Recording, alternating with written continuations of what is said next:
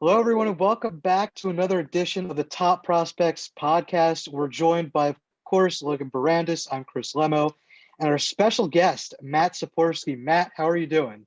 I'm doing great, man. It's great to be here. I feel like I'm kind of intruding on something great going on here between you guys, but it's a pleasure to be on here. Always good to have another Phil's fan on here. Sorry about that, Logan. But we're going to get to what's up. No, that's like the one bad thing about having Szczypiorski on. I mean, great guy, obviously a great fan of the top prospects, but now I'm a little outnumbered here in the Phillies category. Got the Mets jersey on, but you guys have matching jerseys on today. We'll have to bring on somebody. We'll have to bring on another a Mets special guest to even it out. We'll have to see here. So getting to something that we had kind of been talking about, the winners and losers of this offseason. Who do you guys think, I guess, won this past offseason? Well, I would start with the team like the San Diego Padres, obviously acquiring starting pitching depth in Blake Snell, Yu Darvish, and now they have a fan base, which is something they probably haven't had over the past decade. All these failed trades with Justin Upton, DJ Upton as well, Craig Kimbrell. They kind of went all in a couple years ago and it didn't work out. But now feels like the tide's starting to turn here with Machado, Tatis. You get great staff in there, adding to Chris Paddock and Dinelson Lamet. And then another big winner I'm going to look at here is Nolan Arenado. He's won out of Colorado for a couple years now, even though he hasn't made it as public as originally seemed. But it's a big win for him to get out of Colorado, go to a great team in St. Louis, a great organization, a respected organization around the league, and he needs some stability. That's he's obviously in a long contract, so he'll be there for a while. But he needed stability. He needed more reassurance from an organization. He got that in St. Louis. Yeah, I'm going to kind of go obvious here, go the New York Mets. They really found a way to improve by not really going after the main guys of the offseason, but they got guys like James McCann, who's seen right after JT Realmuto is one of the best free agent catchers in the game. They also got Trevor May as well, who's one of the better relievers in the game. And, of course, they made a big trade for Francisco Lindor and Carlos Carrasco. Lindor, if he manages to stay in New York, he's a free agent next year. That would be a great trade for the New York Mets. And Carlos Carrasco, he'll be a big piece in that rotation for probably this year, maybe next year as well. We'll see how he kind of falls off due to his age, being already in his 30s. But they also got depth. They hadn't really done that in years past. They got Jonathan Villar, Jordan Yamamoto. They signed a couple other outfield pieces there, but under Steve Cohen, everyone thought that they would try to do everything they can to buy right now, compete right now. Didn't really do that. They built for now and also built for the future as well. They have some money still to extend a lot of those key guys they have coming up. And also I'm going to go Trevor Bauer, just in terms of players.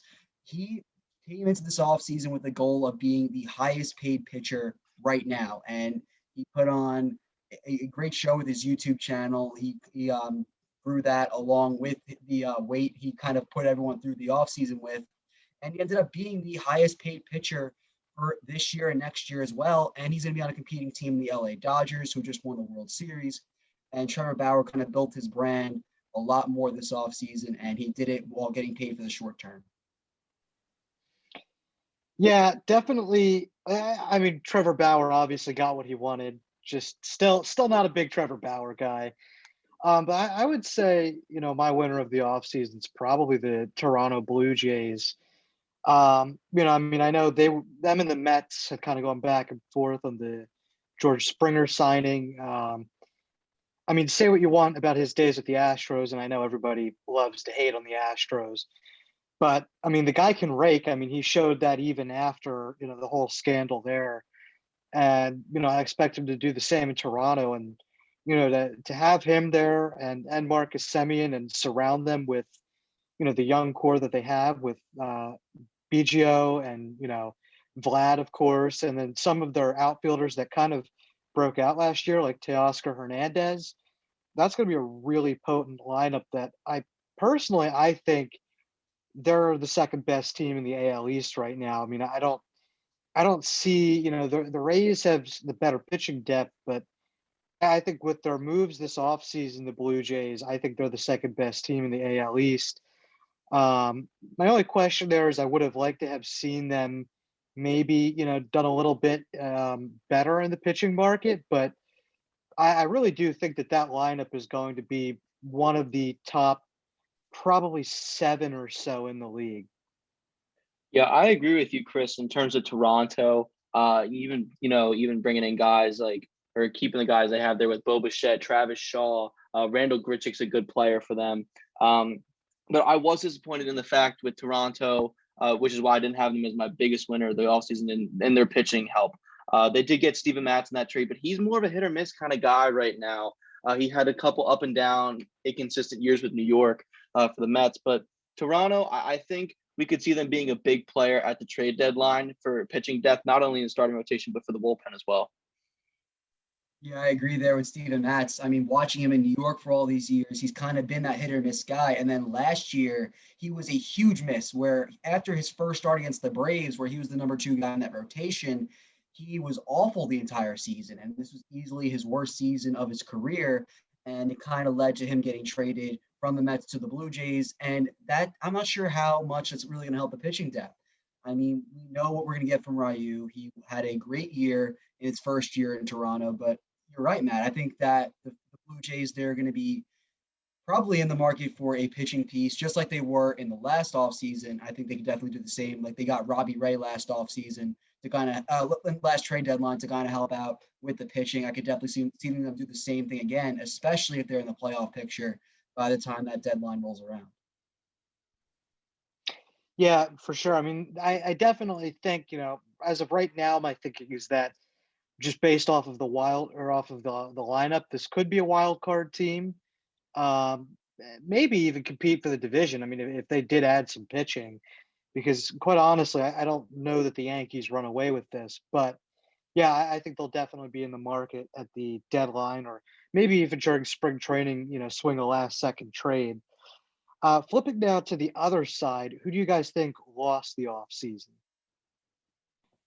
So I think one team that you kind of mentioned it earlier, Chris, but Tampa Bay, they went from probably uh, one of the favorites coming out of the AL, and they ended up going to the World Series.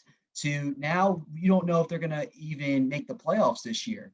I mean, obviously, one of the factors we talked about with Toronto, they made some big moves, and the Yankees, if they're fully healthy, they're always going to be a threat. But their biggest strength was their pitching depth. And they kind of cut out of that by trading away Blake Snell to the San Diego Padres. He was one of their big pieces. And the bullpen, it's lost some names as well. Jose Alvarado, he's going to go to the Phillies this season. So the rotation in the bullpen has been their strength last year, and it really proved to be effective as it was a shortened season. So the bullpen got less tired, and we kind of saw that throughout the playoffs as well. They're well rested, but now given the full 162 game season, that bullpen that was their strength, it got a little bit weaker. And then Blake Snell obviously being gone, I think that plays a huge role. And they didn't really do anything to fix their lineup as well. It's still kind of the same lineup. I mean, we'll see what Randy Arozarena can bring to Tampa Bay in a full season. But I don't like this Rays team, especially with the Yankees, Toronto, and even Boston still being around. Yeah, Logan, I'll tend to agree with you there. Tampa always seems to lose a lot in the offseason, but they always seem to make up for it somehow. Maybe they'll have another breakout player like Randy Arozarena, and any team with G-Man Choi on it, I can't count out. But I think my biggest loser of the offseason is Rockies fans. Yikes. I mean, it must suck to be you all the time. That's losing your franchise best player ever, Nolan Arenado, and it looks like Trevor Story's on his way out the door too soon here. But in all seriousness, I think, another teams that had big losers was anyone that was a fan of either 2016 World Series team. Cleveland, they lost their name and their face of the franchise and Francisco Lindor really didn't get that much back for him in Andres Jimenez, Ahmed Rosario. Guys, I'm really not that impressed with from New York. And then the Cubs, I mean, they lose Kyle Schwarber. John Lester is gone. What's left of Jake Arrieta is back on the team. Poor guy. Poor Cubs fan. I just had to watch him for 3 years. He stinks. And then, it seems like a Chris Bryant trade is inevitable now. It just seems like we're counting down the days. Even if it goes into the season where Chris Bryant is still in the team, I would be shocked if he's not moved by the deadline. Yeah, definitely. I mean, I would even expand that and say the entire NL Central is just sucks. I mean, the Pittsburgh Pirates, I wouldn't really call them a loser because they've they've been like this for years. Nothing's changed.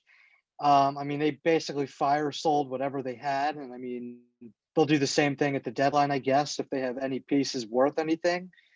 But that entire division, I mean, somebody might win that division with 85 games. I mean, the Cardinals probably win that division, and they won, I guess, the offseason in that division with Arenado, but they're not all that impressive. And the Cubs really, by doing nothing, could have gone and won that division.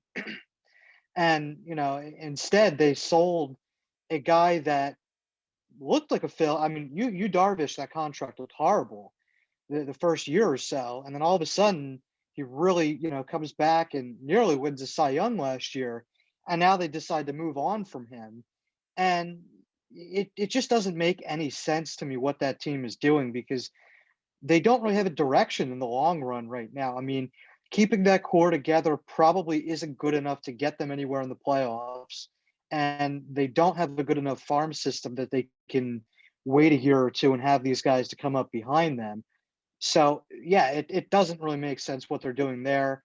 Colorado did a horrible job. I mean, they basically are paying Nolan Arenado to come to Coors Field and hit home runs against them this year. But, yeah, I mean, I would say the entire NL Central and probably the Rockies are my two biggest disappointments. Yeah, I think going further on that, Fangraphs posted their postseason odds for this year. And while every other division winner at least has like 60, 70%, and the Dodgers having like 96%, the leading recipient for the NL Central is the Cardinals, which is kind of something that we expect, but they're only at 36.2% chance to make the postseason.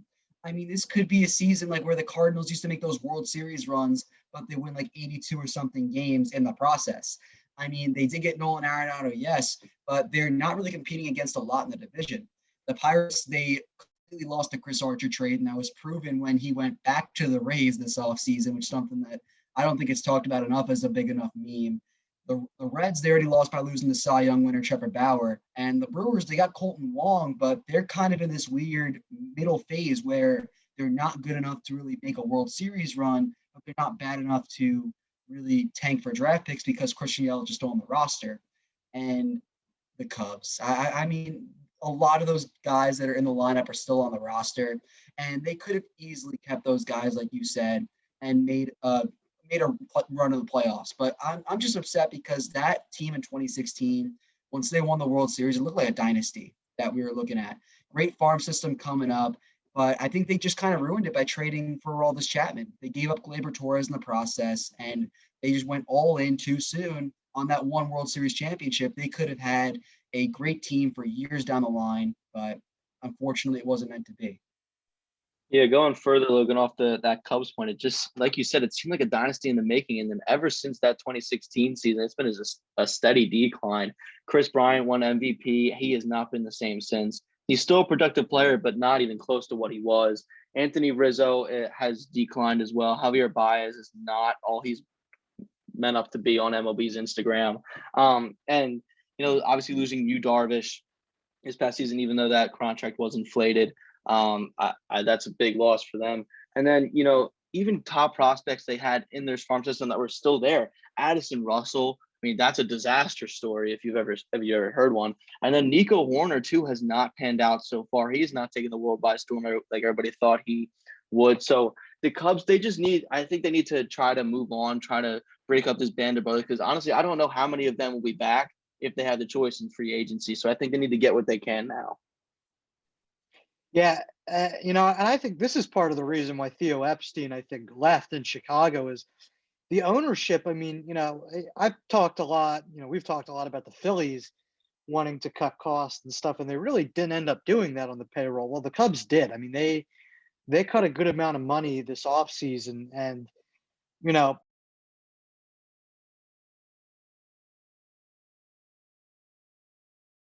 by about like $40 million.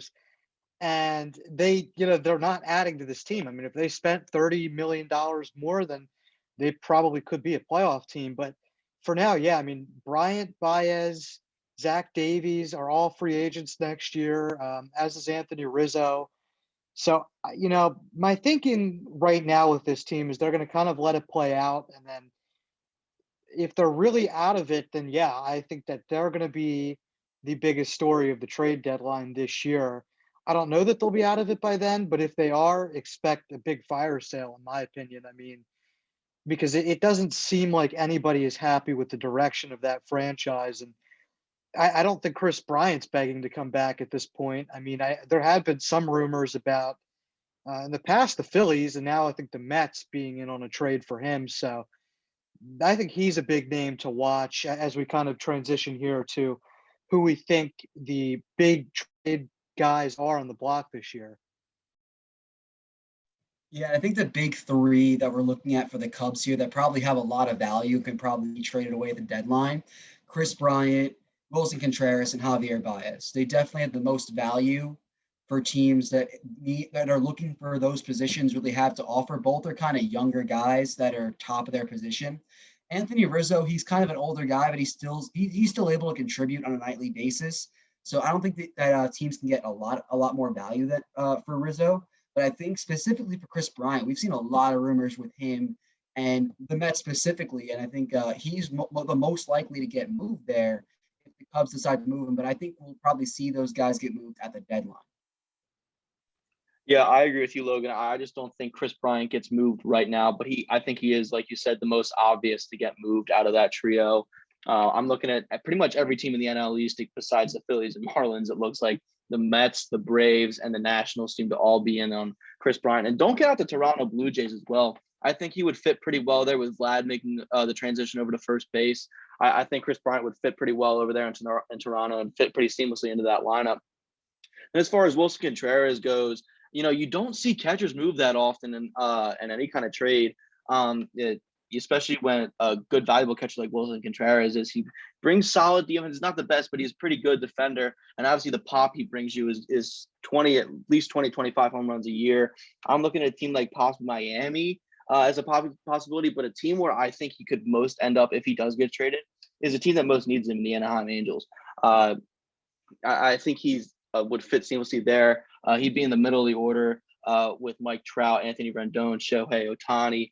I think he'd fit pretty well there. And they've been looking for a catcher pretty much since their inception. And then, Anthony Rizzo is an interesting name to bring up, but I really don't see him getting traded at all. If he did, maybe Toronto, but I still don't see it. I think Anthony Rizzo is just a Chicago Cub for life at this point. He went through the process years, if you will, in the beginning stages of the 2010s. He saw through the World Series, saw through the dynasty that ever was. And I just don't see Cubs fans wanting to move on from him because of that. I don't think the Cubs will. I do think Wilson Contreras actually does have another year of control after this year. So Chicago, I mean, I know he's coming off of a little bit of a down year. A lot of those guys are actually on that Cubs team offensively, which may be partially due to the way the season was.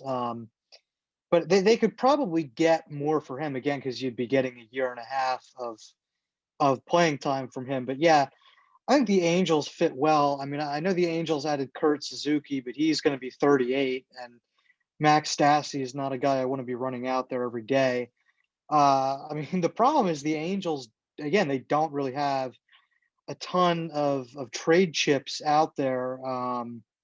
They've got a kind of a top-heavy farm system. Brandon Marsh, he could be. I mean, he's actually, I think, a top 50 prospect. And in terms of outfield right now, I mean, they don't really need all that much help in LA.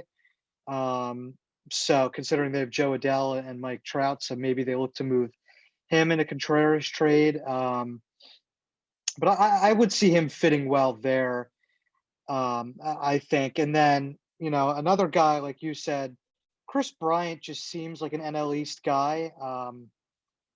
For some reason, every team is in on him, and the Braves don't seem sold for what it's worth on Austin Riley as their third baseman of the future. I mean, I think Riley's got great pop, but he doesn't have the contact skills that I think the Braves would like. And, I think if the Braves could go back in time, I think they probably re-sign Josh Donaldson, at least to a shorter deal, maybe like a 3-year deal.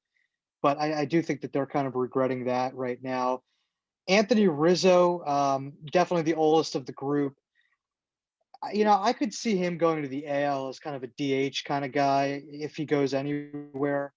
Because again, he seems like your classic, guy that I think will age well with the bat, but probably isn't going to be an everyday first baseman in the next couple of years. So I definitely look to the AL there, and whatever team would need a DH. Yeah, I think looking further into Wilson Contreras, two teams that really come to mind for me, both in the AL. The Yankees have been trying to move on from Gary Sanchez for a little bit. He had a massive down year in the shortened season, and he was kind of a strikeout or bust kind of guy. And we've seen this from him last season, parts of 2019, and maybe they're looking to upgrade a catcher. I think we've kind of heard Gary Sanchez potentially in trade rumors. I'm not sure how much that any team could really want to give for Gary Sanchez. But if the Yankees were looking for an upgrade, I think Wilson Contreras could provide that boost. And I think a team that's kind of been on the market for a catcher for a while is Houston. They've never really had that catcher, despite winning that World Series, as tainted as it is. They've never really had that catcher. Like they've had Brian McCann, Evan Gattis, like they've had these older guys at catcher in the past. So maybe they'd want to go all in on Wilson Contreras, and he would provide a nice boost for an offense that already has Altuve, Bregman, Jordan Alvarez, Michael Brantley still there. Like this is still a very good Astros lineup, and I think Wilson Contreras can provide a nice boost for that. And then Chris Bryant, I do think he's an NL East guy, kind of like the teams you mentioned, the Braves, the Mets, could all be really good pieces for him. But also, if you want to go to the AL, maybe Texas. Like they've been looking for another offensive bat. Like I think that they can make a play for Trevor Story if they wanted to. And they're a team that in the AL West also haven't really had what it takes offensively to really compete with other teams like the Astros and the A's.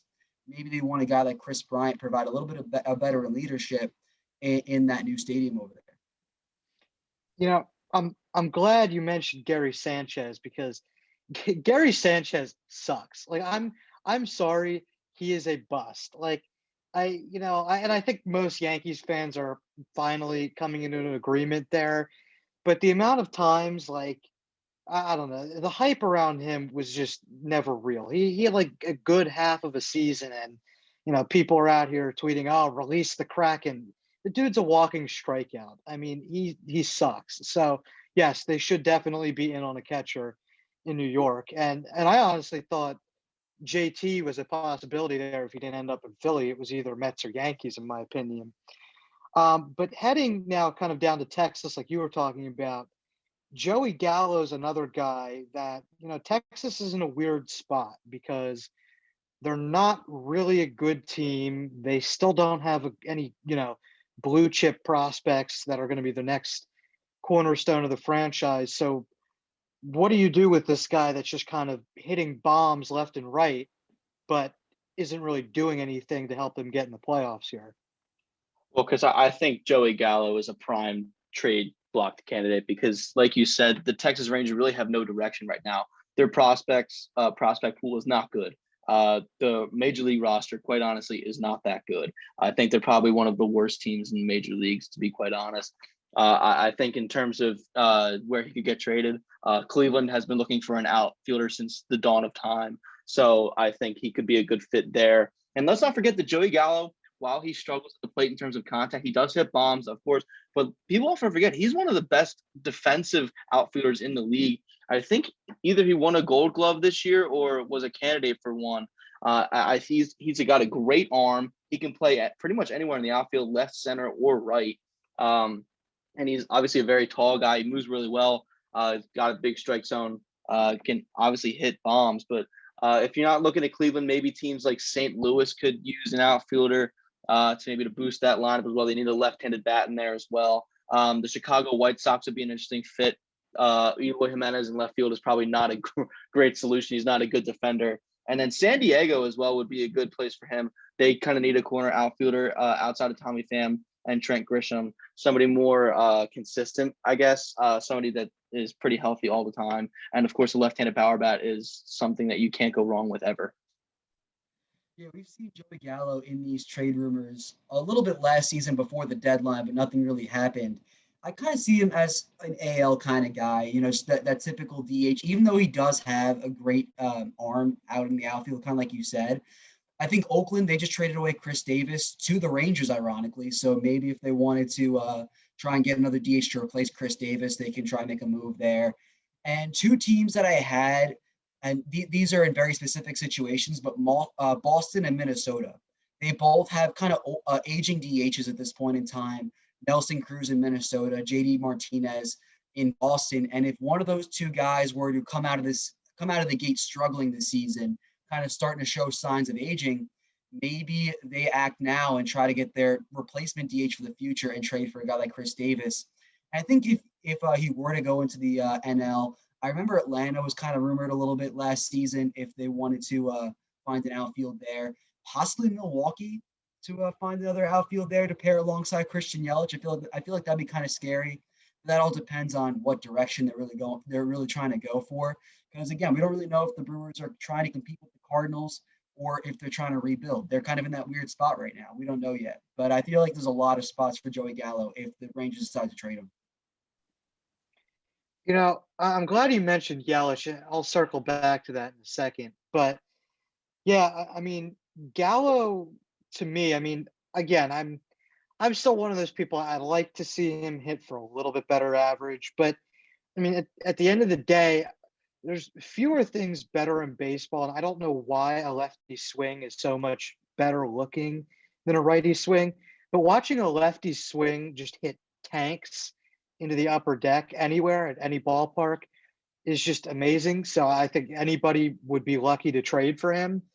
I could see him going to an NL team. I mean, San Diego's outfield to me is really underwhelming, so I kind of agree with Matt on that.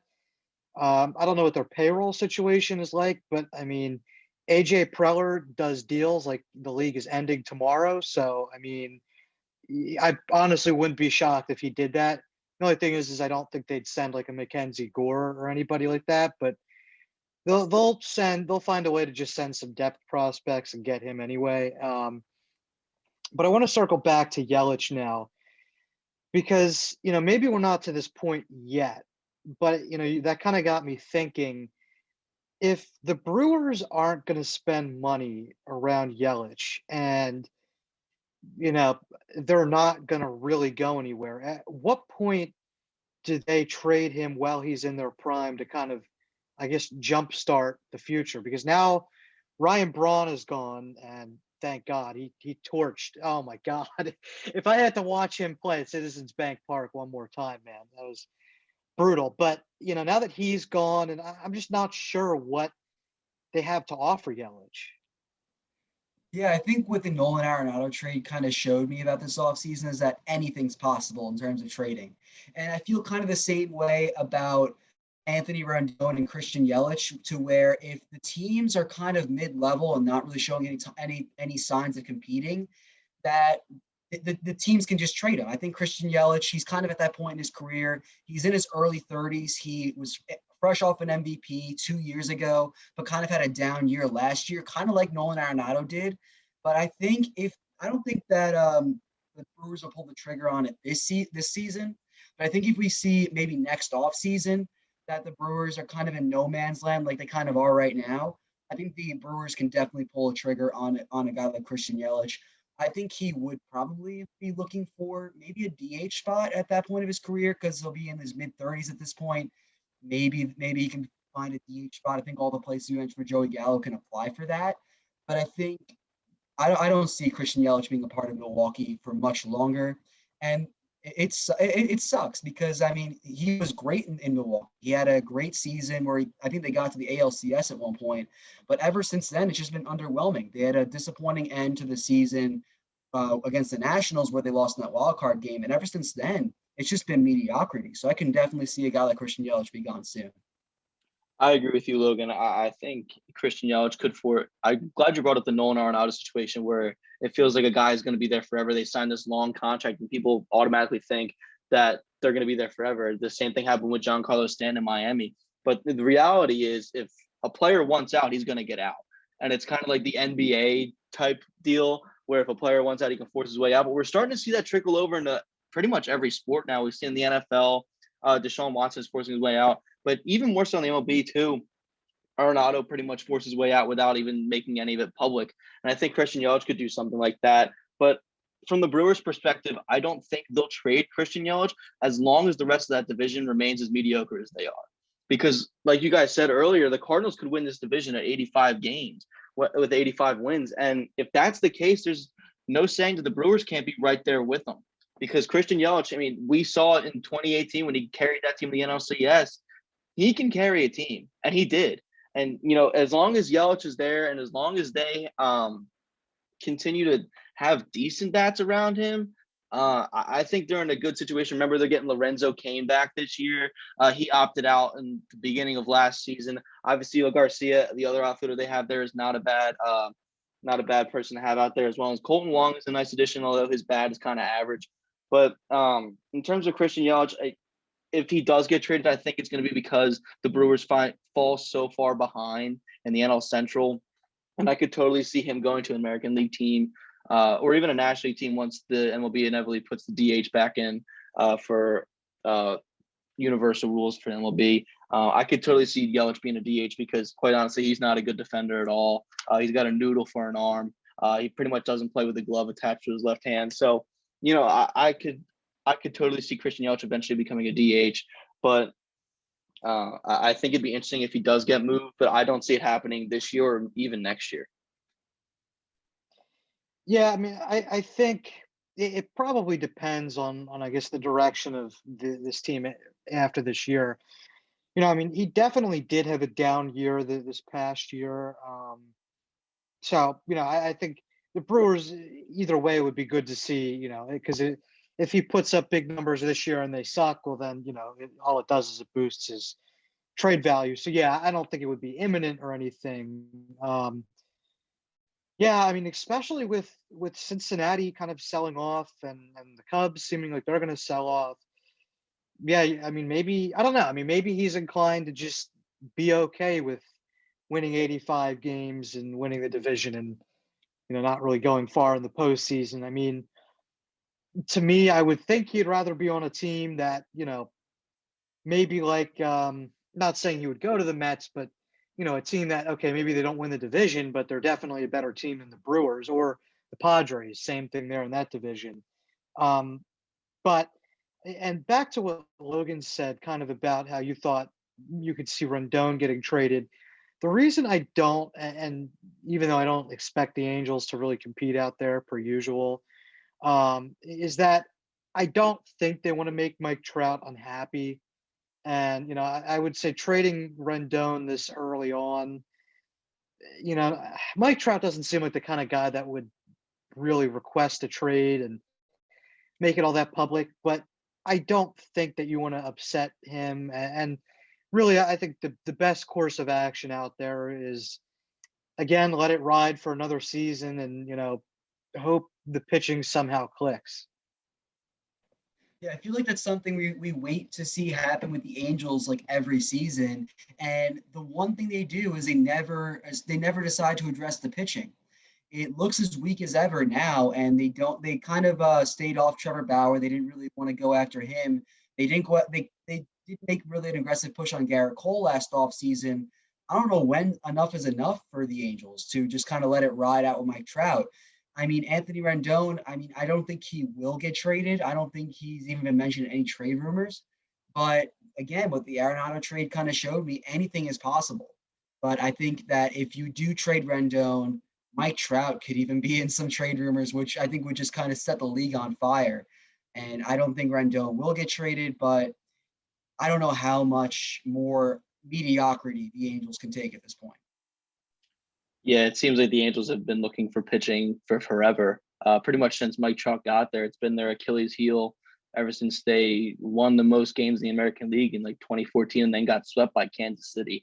So, you know, if you look at the Angels, they, as you said, they were not in on Trevor Bauer. They were not in on Garrett Cole, despite as much as their fans wanted them to be. I think they're just still paying for the sins of Albert Pujols' ridiculous contract that paid him into his 40s. And, a huge contract like that really limits you, especially when you have Shohei Ohtani already signed a big contract. Mike Trout's making a crap ton. And then, of course, Anthony Rendon's on a big contract now. They went all in on hitting and just assumed Shohei Ohtani would be a great two-way player. And he has so far proven that he is not a great two-way player because he barely pitched at all. And he really struggled at the plate last season, like many star players in that shortened season. So the Angels, I think, at some point need to start making moves for starting pitching because I think their lineup is fine. I think we can all agree on their lineup being fine, but their pitching has been their Achilles heel for forever, and will continue to be if they just act like it's not an issue. Yeah, I agree with, that Angels team. I do think the lineup is fine. I mean, one of the guys that I don't think is talked about enough is David Fletcher. David Fletcher is what I think a lot of Phillies fans thought Scott Kingery was going to be, a guy that hits 300, plays good defense up the middle, has some pop, but and I think for the Angels, yeah, I mean, it doesn't really seem like they have a lot of pitching coming down the line either. So, at some point, it's going to have to be acquired through free agency, and for whatever reason, they don't seem to want to do that. But turning the page here over to Trevor Story, he's kind of another guy that definitely should be traded this offseason. I mean, the Rockies front office is just inept, but the Rockies should get a good price for him. I mean, in my opinion, he's a top 3 shortstop in the game. And I know there's the whole Coors Field effect thing, but I think he'll hit wherever he'll go. So where do you guys see him possibly landing? Well, with Trevor Story, the Rockies, as you said, are incredibly inept. They're incredibly stupid. They apparently don't want to trade him for whatever reason. I'm sure he wants out. This organization is a disaster. And like you said, Chris, with Trevor Story, people might attribute his stats to Coors Field, and maybe that's true. But even still, Coors Field is not going to get you that many home runs that you wouldn't get anywhere else. So even still, he's still going to hit at least 25 homers a year, driving 100, back close to 280, 300. And people often forget with Trevor Story, he's one of the best defensive shortstops in the league. He has been snubbed for gold gloves out there in Colorado, mostly because he was outshined by Nolan Arenado's platinum glove. But Trevor Story is a great piece, and I think the Rockies will get back a great return. Well, I mean, who knows? They didn't get anything back from Nolan Arenado, so who knows? But they actually gave the Cardinals $50 million for whatever reason. But, they could get a decent return back for Trevor Story. I would say look for pitching, look for any kind of pitching you could get. Not that they'd ever pan out in Colorado, but whatever. I think Trevor Story is a prime candidate. I think Cincinnati is a good place for Trevor Story if they do end up trading him. I think he could go there possibly for the back half of the season if the Rockies do hold on to him through the trade deadline. And then, of course, the Yankees are in on everybody, but I think they also make a lot of sense because Glaber doesn't really fit well as a shortstop. You could put Glaber at third and DJ LeMahieu at third and include Gio Urshela in a deal for Trevor Story along with some prospects if the Yankees don't have enough prospects. So I think that's a trade that could work for both sides. Yeah, just what a waste of talent overall from Colorado, wasting both Nolan Arenado and Trevor Story, probably the greatest left side of the infield, at least in the modern era. But like Trevor Story, he put up a solid season last year. He had in 2018, 2019, both seasons, he had 35 plus home runs. And if the Rockies decide to trade him right now, they could definitely get a lot of value for him because he's still got a whole year of control over him, where if you trade him at the deadline, you won't get really a lot for him. So the Rockies are better off trading him now rather than later. And there's probably no shot that Trevor Story would want to re-sign with Colorado. And I like the Reds fit. They were one of the worst offenses in the league last year in terms of striking out. And they still have some pieces like Eugenio Suarez, Nick Castellanos, Joey Votto can make a very solid lineup there. New York Yankees, I think they were in on Francisco Lindor, so this is just another good shortstop for them to go after for the year. And then 2 teams in the AL West. I like the Rangers and the Angels if they wanted to try and make that push, go all in on their offense. Both teams have pretty solid offenses. We just talked about the Angels before, and they lost Andrelton Simmons to the Minnesota Twins. And the impact that he had, he was one of the better defensive shortstops in the league. But obviously, Trevor Story has a much better bat than Andrelton Simmons does. So the offense would definitely improve in LA. And then for Texas, if they wanted to go all in on this Joey Gallo-led Texas Rangers team, they could with Trevor Story. And I think there's a lot of options for a guy like him. And Trevor Story is definitely one of the better shortstops in the league, probably the second best shortstop to hit free agency alongside Francisco Lindor. And I think the Rockies are better off trading him now rather than later. Yeah, for sure. I mean, they'll definitely get something more for him. I mean, because they don't have a big contract tied to him like Arenado. I think teams are a lot less certain to take on a big contract, even if it is a guy like Arenado. But Story, again, only has this year on his contract. So I don't know why wait. I mean, at this point, if they think that they're going to compete even for a wild card spot, having to play the Padres and Dodgers that many times, they're not going to. I mean, this team probably won't even win 70 games. I mean, the thing that I think, and I don't know why, I just picture Trevor Story in a Yankees uniform. I really don't know why that is, but I could 100% see him going there. And, I think that would be kind of an interesting reuniting there with LeMahieu having escaped Colorado, now Trevor Story escaping Colorado. By the way, if I'm ranking teams that waste talent or just completely inept organizations, there's the Angels and the Rockies are like the top two teams, I would say, that just waste talent. I mean, and then on the other end of the spectrum, I would say the A's and the Rays are the two that get talent out of everybody. But I mean, yeah, if you're a Rockies fan, I mean, that's frustrating to watch. I mean, because these are the guys that, okay, even if you're going to have to rebuild, they should, your front office should know how to get something for them. And right now they're not. I mean, they didn't get anything out of the Arenado trade package that looks like it's a future cornerstone piece. So that's going to be a long rebuild there in Colorado. But yeah, I do think Trevor Story ends up in New York. It just feels like a fit. Yeah, wow, that's going to make Rockies fans kind of turn over on their grave, seeing LeMahieu and Story up the middle for New York in Yankee pinstripes instead of Rocky pinstripes. But you hit it right on the head, Chris, in terms of the most inept organizations. And it seems like the Rockies and Angels have somehow managed to luck into generational talents, Mike Trout, Nolan Arenado, Trevor Story, and yet they still mess it up and they can't make the playoffs with some of the best players that this game has had in the 2010s. And, you look at, in terms of Trevor Story, he's got to be pissed right now. Like, how would you not want out of this situation? And, if he goes to a team like the Yankees, going to immediately compete.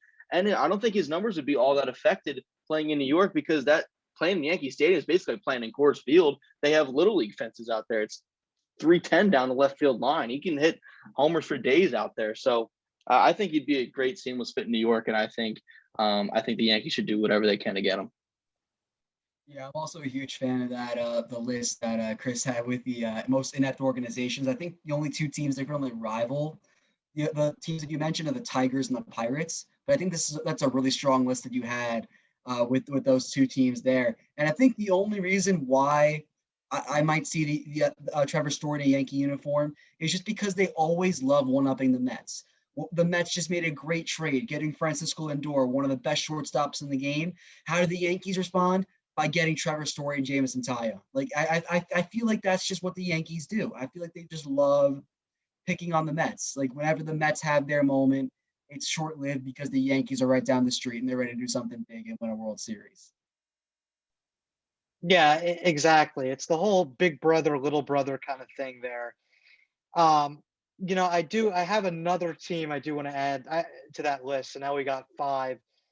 The Baltimore Orioles are definitely one of the more inept franchises out there. The way they handled the whole Manny Machado era was definitely not great. It has been a slow rebuild there in Baltimore, but those are the 5. I mean, it kind of balances every day. I mean, Pittsburgh, I know, has gotten a lot of hate for what they've done this offseason, but yeah, I don't know why anybody would re-sign there, quite honestly. But another guy in Colorado, when somebody pitches well in Colorado, that opens my eyes because it's like it's ridiculous. I mean, to pitch well in Colorado, it's like you'd be a Cy Young anywhere else, and that's German Marquez. And he's a name that flies under the radar because he puts up like a 3.5 ERA, but at Coors Field, that's pretty good because there have been, zero Rockies pitchers that can do that consistently. I mean, I know there's Ubaldo Jimenez who did that, he's washed up somewhere right now, probably in a league overseas. But I mean, German Marquez could honestly be a decent, starting pitcher that I think a lot of teams overlook. But I think that he'll be in some trade deadline discussions too, because again, if you can pitch at Coors, you can pitch anywhere. Yeah, absolutely, Chris. I think if you're going to mention any kind of Rockies trade, they should probably include anybody of value. So that includes German Marquez, because as you said, if you can pitch well in Coors, you can pitch anywhere. I'd be looking at a team like the Los Angeles Angels we just brought up. They're always desperate for starting pitching, and it would be so fitting for them if the one move they make for a pitcher would be from a pitcher from the Colorado Rockies. So I think that's a good fit, obviously. And then I look at a team like the Chicago White Sox as well. Obviously, they're deep in starting pitching with young guys, but you can never have too much depth in your starting rotation, especially if you're going to be a perennial playoff team like Chicago intends to be this year. You can never have too much depth in the starting rotation. So I think Marquez would be a good option there. Either Reds pitcher in Sonny Gray, Luis Castillo would be a great fit for Chicago. I think they're looking to upgrade pretty much every part of their team right now because it looks great on paper, but now you got to go do it on the field. And I think if they add any kind of starting pitching, I think this is an elite team. Yeah, obviously, what Chris said, it's definitely true. If you can pitch well at Coors, you can pitch well anywhere. I think Marquez, he could be a reliable starting pitching option for a competitive team. I think a few that I had in mind, the St. Louis Cardinals, they're trying to compete, trying to widen the gap in the NL Central. They could definitely do it with a Marquez trade. Minnesota Twins, they've always been looking for that pitcher to really help them get over the top because they've always had that offense, but they've never had the rotation outside of Jose Berrios. So I feel like that would be a big piece as well. And we're just talking about the Blue Jays. Like we were just talking about the Blue Jays and how they could push the deadline in the pitching staff if they're competing. I feel like if they're competing, Marquez would be a great fit alongside, like you said, Matt, one of those Reds pitchers in Gray and Castillo, maybe even Cincinnati if they wanted to buy, but I don't think that's going to happen. Yeah, and speaking of Cincinnati, they kind of have the last couple names before we switch topics that I want to get to. In that it seems like, again, they're another one of those central teams that they went all in for the 60-game season and then just decided, no, I guess that was it. We're going to rebuild again, which, I mean, if you were part of that fan base, I mean, I would be livid. The fact that they didn't stick with that group that they had there. I mean, I get, maybe Trevor Bauer doesn't stay, even if they give him a big offer, but it didn't seem like they even tried. And then, of course, the Sonny Gray, Luis Castillo situation there. I mean, again, if they're still in it, I could see them holding it. But if the lineup is as boom or bust as it was during last season and they fall behind, they could look to get rid of some of those guys. I mean, look, let's face it, starting pitching is the most coveted thing on the market every year, I think. Maybe bullpen guys, but I would say starting pitching. So they could get a big price for those two guys, especially Castillo, because Castillo is still in his prime, in my opinion, and I think still even has another level in him. Yeah, I think the Reds are kind of in that weird spot where they have the pieces. If they wanted to compete, they really could. But if they wanted to rebuild, they have a lot of pieces that they can trade. I feel like I was a little confused that they didn't even really make an attempt to re-sign Trevor Bauer, especially after a Cy Young year. But yeah, if I was a Reds fan, I would be disappointed just because they went all in on the 60-game season, barely got a wild card spot, didn't win a playoff game at all. But I feel like they could get a guy like Trevor Story we were talking about before to really help out that offense, or if they wanted to get a guy like German Marquez they can as well. I still feel like that boom or bust Reds team, if they can boom, they can win the NL Central just because of how close it is. But I feel like they could be one piece away from competing. But yeah, I feel like a lot of teams could be interested in a guy like Sonny Gray or Luis Castillo. Castillo definitely has more value just because I think he's a little bit younger. And I think the Yankees were kind of interested in him before, but that was, I think, before they got James Taillon. I feel like the market would be there for a lot of teams that are contending. Probably in the AL, a lot of teams I mentioned for Marquez could be true, like the Twins or the Blue Jays. They could be in for a guy like those guys. But I feel like there's the market is there if they want to do it. But I feel like going all in on just 60 games, it wouldn't really mean much if they just keep trying. Yeah. Well, here's the thing with the Reds is they have a lineup that I think really underperformed last year. I think Castellanos is going to rebound this year. I think Mike Moustakas is always a good power bat. Joey Votto's on the decline. I don't expect much from him anymore. But Eugenio Suarez, too, is a great bat. He's a decent defender, not that great, but his bat is middle of the order capability for pretty much any team out there, and especially true in Cincinnati. They have the lineup to put it together. They just all need to hit at the same time this year. It seemed like last year it was like one guy was hitting for a little bit and then he would start to suck and then another guy would start to hit for a bit. So I think if the Reds can find a way to hold on to Gray and Castillo and their lineup starts to hit more to their level, I think the Reds could potentially challenge the Cardinals for the NL Central. But if not, like you said, or Logan, I really like the Sonny Gray, Luis Castillo fit in Toronto. As we've talked about, at length, it seems that the Blue Jays need starting pitching. Steven Matz I don't think is going to be enough of a move to get it done for Toronto. I don't think Hyunjin Ryu can carry this team to the playoffs. I think they need to make another move for starting pitcher, and I think their answer is right there in Cincinnati. You know, Matt, I think you might have just talked me back into the Reds for this year. I was kind of out on them, but you know what? I don't know. With that pitching staff, you're right. I mean, I wouldn't count them out of it. I mean, right now, I would actually have them above the Cubs, who are running out like Alec Mills and God knows what as their 3, 4, 5. So yeah, I mean, they would definitely be better suited. Unlike the Rockies, they would be better off, holding on to some of these guys and seeing, I think because besides Joey Votto, who is 37, he, let's face it, is on the decline. Everybody else could have a bounce back year. I mean, Moustakas is 32. That's still young enough that I don't think he's, I still think he's got more left in him. So, I do think that they'll be competitive to a point where it wouldn't be worth it to trade any of those guys. But if they don't feel they can compete, then they do have two really good pitchers and, a awesome power bat to restart a rebuild. I mean, for those three guys, you can get a lot of, prospects to quickly restart a rebuild if that's the direction they want to go in. So I want to quickly, since we're getting to the end here, get off of the trading block guys, and I want to get to what you think about the DH not coming to the NL for this year. Personally, I'm torn on it. I would lean towards it should just be one way or the other. I don't really care about the DH and pitchers not hitting, but I would rather it be the same in both leagues. That's my thought. Yeah, Chris, I totally agree with you. I think it's ridiculous that in the same league, the two inner leagues are divided on an issue like this. A pretty big issue.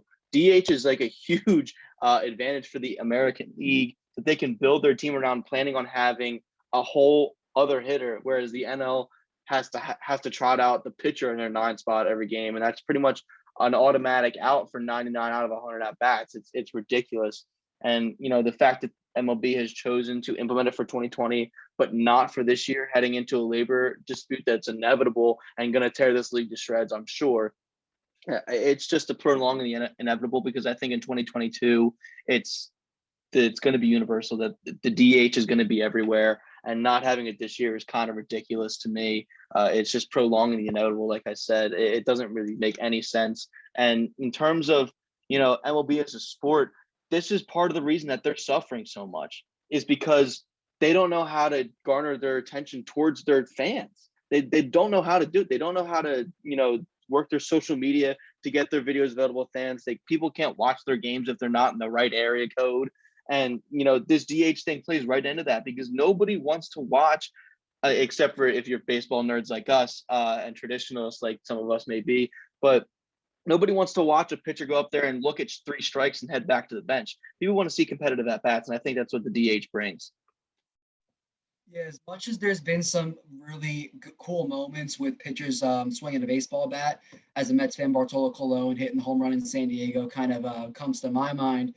But what this season kind of showed me in general with the NL having the DH is that there's no point in really giving that up, especially in free agency. It's just a competitive advantage towards the American League as guys who are meant to be DHs like Nelson Cruz. They can immediately cross off 15 teams that I don't want to play for, and they can just look at the American League. And I thought Marcell Ozuna would kind of do the same thing, but he didn't. But that's just a few guys.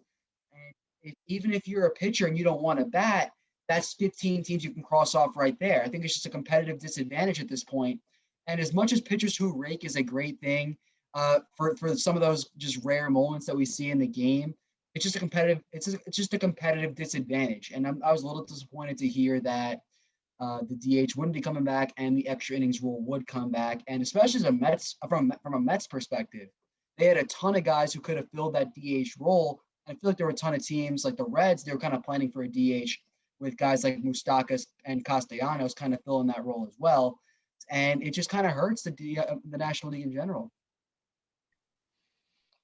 Yeah, no, I agree. I mean, it would, it's a huge competitive disadvantage. I mean, it would be like, instead of kicking for the extra point, having to run for the extra point or something. I mean, it's a complete disadvantage, and they're going to have to make a decision one way or the other on it on the next, collective bargaining agreement that's coming up, and that's going to be a disaster. I mean, lock it in right now. That season will not start till June at the earliest. I mean, it's just bound to happen. The two sides do not get along in this league, and nothing's changed since we had the disagreement, in 2020 that delayed, the return to play there.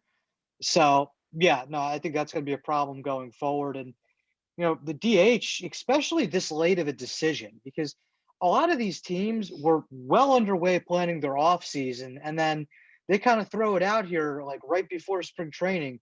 Oh, by the way, there's no DH. Like, a lot of these teams didn't really know how to game plan a roster around that. Like, there are some teams out there that in the National League that 100% could use a DH. The New York Mets are definitely one of those teams. The Nationals, definitely one of those teams. I mean, the Nats are basically a retirement home. They could 100% use, a designated hitter out there, 7 days a week. So, yeah, I mean, it's ridiculous that the MLB kind of sprung this on teams at the last second, but for sure we'll get a decision on this, next off season. But I will miss the whole pitchers who rake thing. I mean, there's nothing better than watching, a pitcher go yard, I think, just because it's so unexpected. But for the overall entertainment of the game, it's probably a better thing. I mean,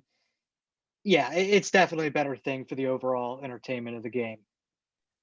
Yeah, Chris, I'm glad you brought up to the CBA agreement or lack thereof heading into the 2022 season. I've never seen the Players Association and the owners and front office of a league be so far apart in every major decision. It's ridiculous. And it's the reason that the 2020 seasons didn't start 4 weeks earlier. It's not because of COVID. They could have started around July 4th. Instead, they started at the end of July.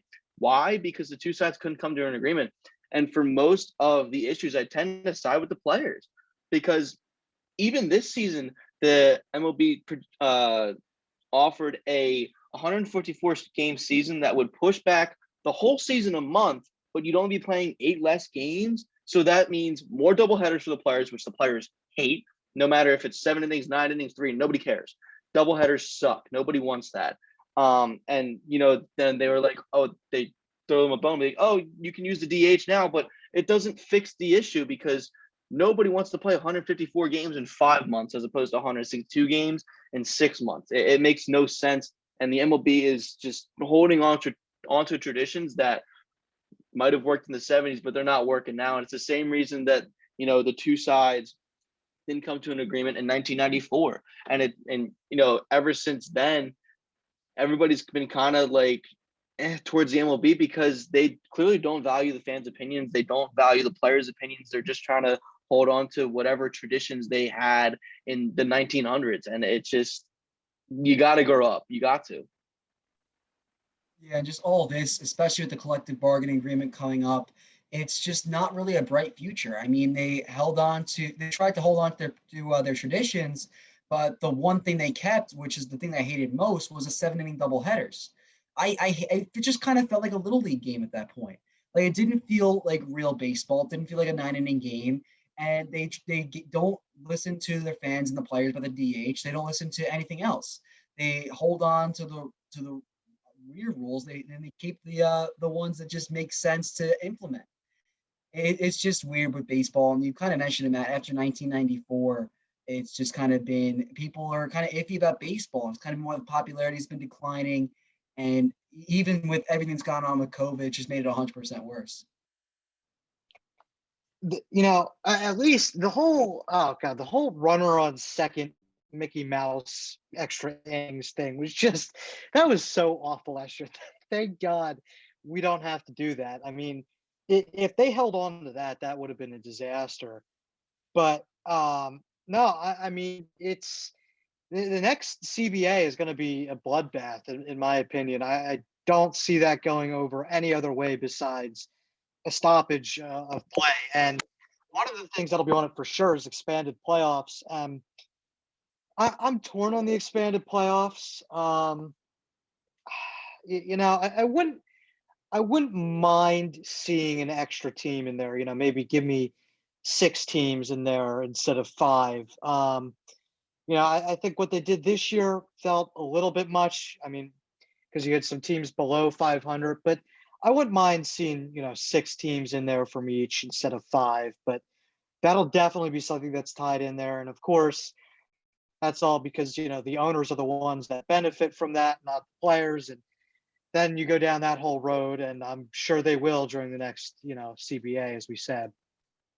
Yeah, Chris, the expanded playoffs to me is like a Pandora's box. And we saw it last year where there was over half the league made the postseason, which is similar to what happens in the NBA and NHL, where over half the teams make the playoffs. But you also saw the same problems that they have in the fact that there were teams at 500 or below making the playoffs that clearly did not deserve to be there. And they were just a waste of time. And, I understand it's more revenue for the league, but at a certain point, nobody wants to see a 500 team play the Los Angeles Dodgers in the playoffs. Nobody wants to see that.